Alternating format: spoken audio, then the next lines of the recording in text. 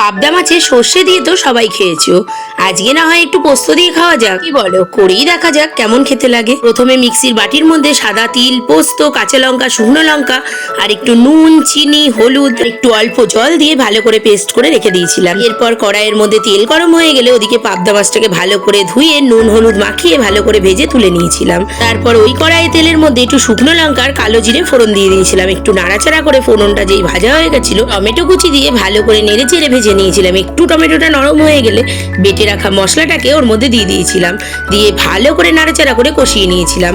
এর মধ্যে আর কিছুই দেওয়ার দরকার নেই, কারণ নুন, চিনি বা হলুদ সবই দেওয়া হয়ে গেছে। তারপর একটু নাড়াচাড়া করে যখন তেল ছেড়ে এসেছিল, তখন অল্প করে একটু জল দিয়ে দিয়েছিলাম। জলটা ফুটে উঠলে ওর মধ্যে ভেজে রাখা মাছগুলোকে দিয়ে নাড়াচাড়া করে আবার একটু ভালো করে ফুটিয়ে নিয়েছিলাম। ব্যাস, এরপর গ্যাসটা বন্ধ করে কাঁচা সর্ষের তেল দিয়ে নামিয়ে নিলেই রেডি আমাদের সুস্বাদু পাবদা পোস্ত।